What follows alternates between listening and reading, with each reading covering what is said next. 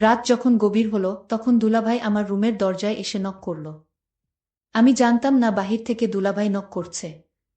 আমি ভয় পেয়ে আস্তে করে বিছানা থেকে উঠলাম। তারপর রুমের দরজার কাছে গেলাম। রুমের দরজার কাছে গিয়ে দরজাটা খুললাম। তারপর দেখলাম দুলাভাই। আমি দুলাভাইকে জিজ্ঞেস করলাম, এত রাতে আপনি আমার রুমে কিসের জন্য? দুলাভাই বলল, তুই এখন কোনো কথা বলবি না, চুপচাপ শুয়ে পড়ো। দুলাভাই এই কথা বলে আমার ওড়নাটা সরিয়ে দিয়ে যা করেছিল তা শুনলে তোমরা ঠিক থাকতে পারবে না। তাহলে আসল ঘটনাটা শুরু করি। আমার নাম কল্পনা। থাকি ময়মনসিংহ শহরে। একদিন এক বান্ধবী, নাম সবিতা, বলল, এই আমি আগামী ছুটিতে বড় আপার বাসায় যাব, তুই যাবি আমার সাথে। কল্পনা আপা এখন কোথায় থাকে তা বললি না আগেই, কিভাবে বলি যাব কিনা? ও হ্যাঁ, এই দেখ, আসল কথাই বলা হয়নি, শোন, বড় আপা এখন চট্টগ্রাম থাকে। যাবি? হ্যাঁ, যেতে পারি যদি মাকে রাজি করাতে পারিস। ঠিক আছে, সে ভার আমার। সত্যিই কলেজ বন্ধ হবার পর বাসায় ফিরে এলাম। বিকেলে সবিতা এসে হাজির। মায়ের কাছে বসে অনেকক্ষণ ভূমিকা করে আসল কথা বলল, খালাম্মা, আমি পরশু দিন চট্টগ্রাম যাব। বড় আপার বাসায় কল্পনাকে আমার সাথে যেতে দিবেন? না, কল্পনা কিভাবে যাবে? আমি রাজি হলেও ওর বাবা দিবে না। তাছাড়া তুমি কার সাথে যাবে? কেন, দাদা নিয়ে যাবে। আমি কয়েকদিন থাকব।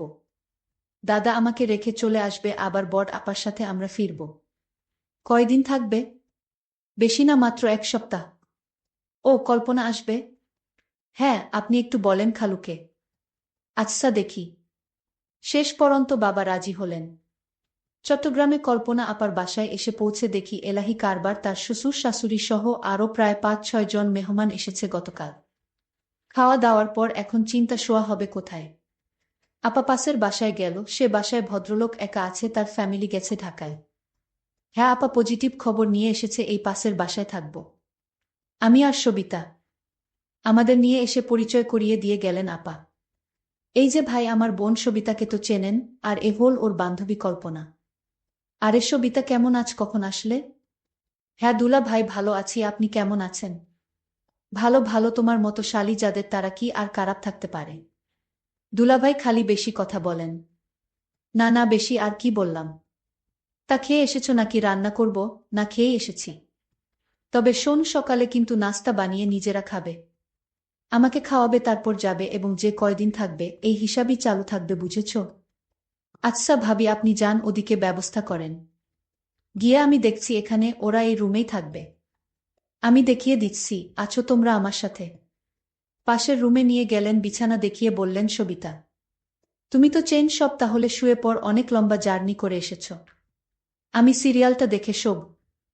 না, আমরাও দেখব। দেখবে? তাহলে আসো, দেখো। টিভি দেখাছিলাম আর বিভিন্ন গল্প করছি। বলেই ফেললাম, বাহ দুলাভাই, আপনি এত সুন্দর করে কথা বলেন। সবিতা আগে আপনার কথা কিছু বলেনি?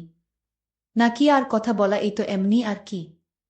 আচ্ছা, তোমরা চা খাবে? লম্বা জার্নি করেছ, ভালো লাগবে। কে বানাবে? আপনি বানাবেন?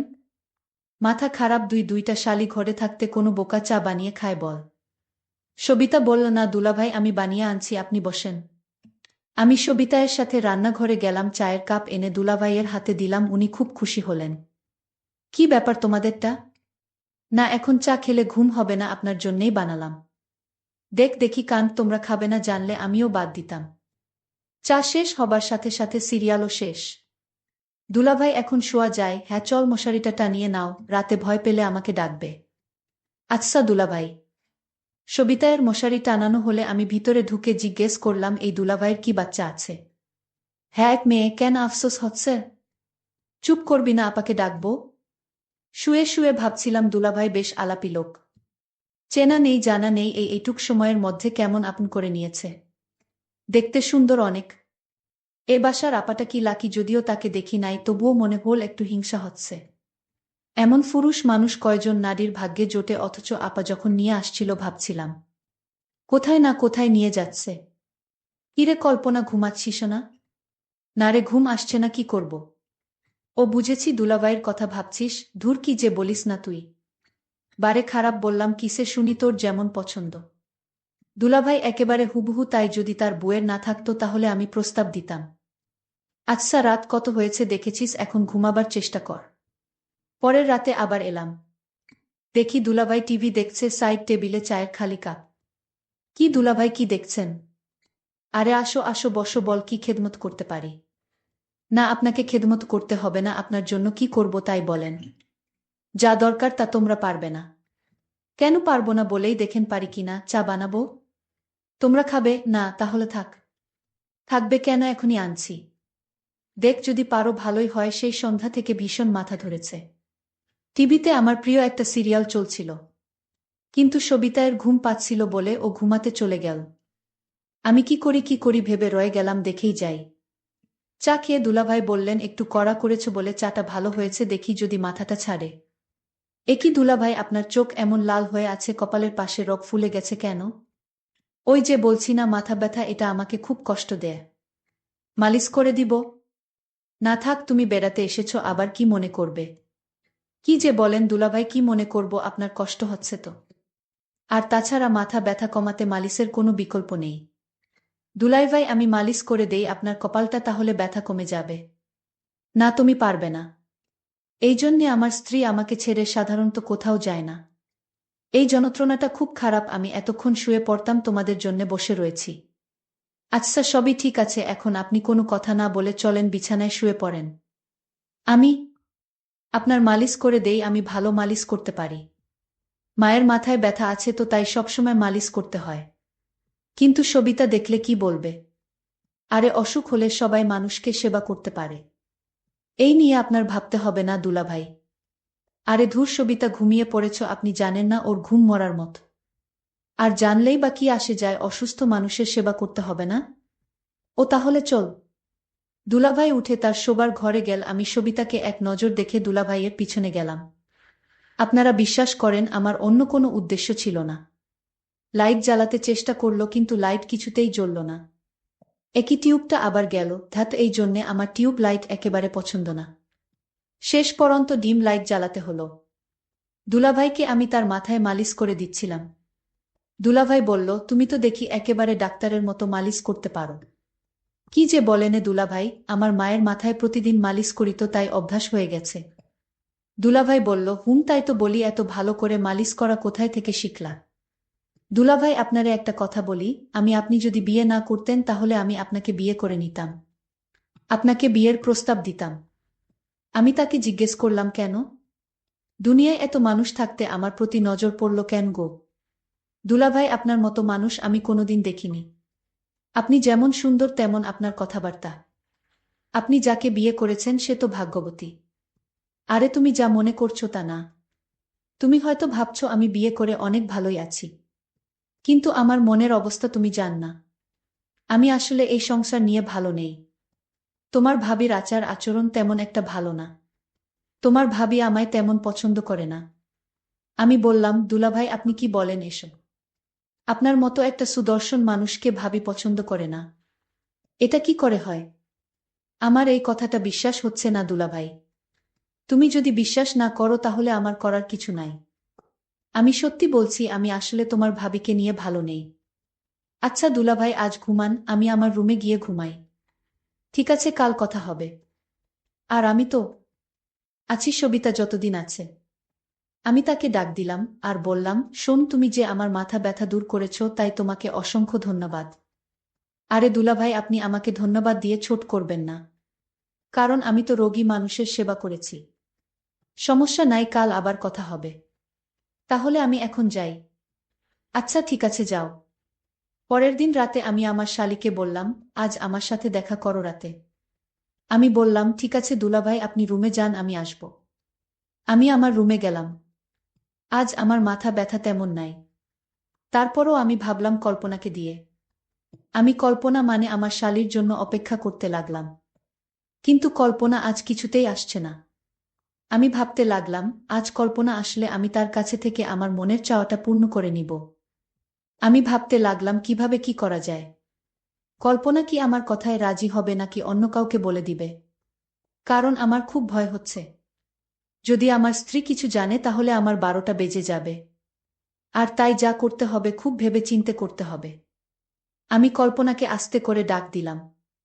কল্পনা, এইদিকে আসো তো, তোমার সাথে জরুরি কথা ছিল। আমি বললাম, দুলাভাই আসছি। আমি দুলাভাইয়ের ডাক শুনে তার রুমে গেলাম। আমি বললাম, দুলাভাই চা করে দিব। দুলাভাই বলল, তোমার হাতের চা খেলে আমার মাথা ব্যথা ভালো হয়ে যায়। তাই নাকি দুলাভাই? তুমি এমন ভাব করছো মনে হয় কিছুই তুমি জান না।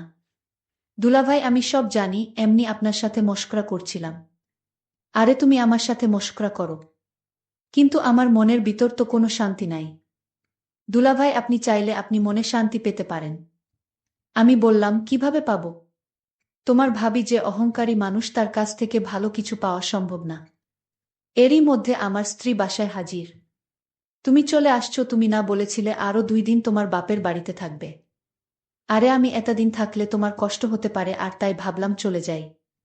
আমি ভাবির ব্যবহার তো খারাপ দেখলাম না। ভাবি বলল, এই 2 দিন তুমি কেমনে আছো, কি করছো, ঠিকমতো খাওয়া দাওয়া করছো কিনা তা নিয়ে আমি মহা দুশ্চিন্তায় ছিলাম। আর তাই তো কোনো কিছু না ভেবে চলে আসলাম। যাক, ভালোই করেছে, তোমার ছোট বোন আসছে, তুমি আর কয়দিন থাকলেই হতো। তারপর ভাবি বলল, যাও তুমি স্নান করে আসো, আমি তোমার জন্য খাবার রেডি করছি। তারপর দুলাভাই স্নান করে আসলো। ভাবি নিজ হাতে দুলাভাইকে ভাত খাওয়াইয়া দিচ্ছিল। আমি এই দৃশ্য দেখে ভাবলাম, ভাবি তো দুলাভাইকে ভালোই যত্ন করে। তাহলে দুলাভাই কি আমার সাথে মিথ্যা কথা বলেছে নাকি? আর দুলাভাই আমার সাথে মিথ্যা কথা বলবে কেন? এখন আমি বুঝতে পারলাম, দুলাভাই আমায় মিথ্যা বলে আমার কাছ থেকে কিছু আদায় করতে চাইছিল। যাই হোক, দুলাভাইয়ের মক্কল বুঝতে আর আমার বাকি রইল না। আমি রাতে আমার রুমে খাওয়া দাওয়া শেষ করে সবাই ঘুমাতে গেলাম। তারপর রাত যখন গভীর হলো, তখন আমার রুমের দরজায় কারো নক পেলাম। তারপর আমি ভাবলাম, এত রাতে কে দরজায় নক দিল? আমি কিছুটা ভয় পেলাম। তারপর আমি আস্তে আস্তে বিছানা থেকে উঠলাম আর দরজার কাছে গেলাম। তারপর মনে সাহস নিয়ে রুমের দরজাটা খুলে দিলমা। তারপর যাকে দেখলাম সে আর কেউ না, সে আমার দুলাভাই। আমি দুলাভাইকে বললাম, আপনি এত রাতে আমার রুমে কিসের জন্য? দুলাভাই বলল, এই ওই দিন তোমায় বলেছিলাম যে আমার কপালে সুখ নেই। আমার মাথা প্রচণ্ড ব্যথা করছে, অথচ তোমার ভাবিকে বললাম আমার মাথা ব্যথা করছে, একটু মালিশ করে দাও। সে রাগ দেখিয়ে বলল, আমি পারবো না। মাথা ব্যথা করলে ট্যাবলেট খাও। কিন্তু ট্যাবলেটে তো আমার মাথা ব্যথা সারে না। তোমার ভাবির আচার ব্যবহার আমার কাছে কিছু ভালো লাগে না। আমি দুলাভাইকে বললাম, তাহলে এখন আমি আপনার জন্য কি করতে পারি দুলাভাই? উনি বলল, তুমি তো ভালো মালিশ করতে পারো, তাই বলছিলাম। আমার মাথায় প্রচুর ব্যথা করছে, তুমি আমার মাথায় মালিশ করে দিলে ব্যথাটা কমে যাবে। তুমি যদি আমায় একটু সাহায্য করো। তখন কল্পনা বলল, করে দিতে পারি, তবে একটা শর্তে দুলাভাই। আমি কল্পনাকে বললাম, কি শর্ত তোমার? আমি তোমার সকল কথায় রাজি আছি। দুলাভাই, আপনি অদ্ভুত মানুষ। আগে আমার শর্তটা তো শুনবেন, তারপর আপনার কথা রাখব। দুলাভাই তখন বলল, কি শর্ত শুনি বলো। আমি বললাম, দুলাভাই, আপনি ভাবির সাথে রাতে যা করেন, আমিও আপনার কাছ থেকে তা পেতে চাই। আমি কল্পনার কথা শুনে অনেক অবাক হলাম। আমার অনেক খুশি হলাম মনে মনে। আমি বললাম, ও এই কথা ঠিক আছে, আমি তোমার কথায় রাজি। তারপর আমি কল্পনাকে বললাম, কখন তোমার কথা রাখতে হবে? আমি বললাম, এই মুহূর্তে এবং এখনই। তারপর দুলাভাই বলল, তাহলে শুয়ে পড়ো। আমি বিছানায় শুয়ে পড়লাম। তারপর দুলাভাই আমার বিছানায় এসে বসল। আর আমার ওড়নাটা সরিয়ে দিয়ে যা করেছিল তা আমি তোমাদের পরের পার্টে বলবো। আজকেই এই পর্যন্তই, সবাই ভালো থাকবেন, সুস্থ থাকবেন। সবাইকে ধন্যবাদ।